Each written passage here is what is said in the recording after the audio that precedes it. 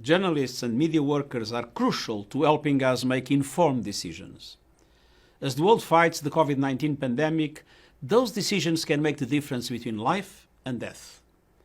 On World Press Freedom Day, we call on governments and others to guarantee that journalists can do their jobs throughout the COVID-19 pandemic and beyond. As the pandemic spreads, it has also given rise to a second pandemic of misinformation, from harmful health advice to wild conspiracy theories.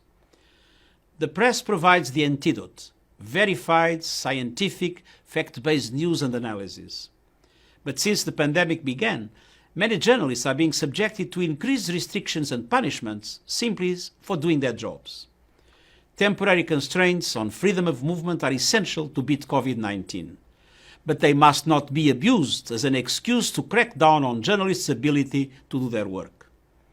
Today, we thank the media for providing facts and analysis, for holding leaders in every sector accountable, and for speaking truth to power.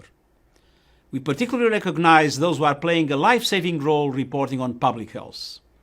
And we call on governments to protect media workers and to strengthen and maintain press freedom, which is essential for a future of peace, justice and human rights for all.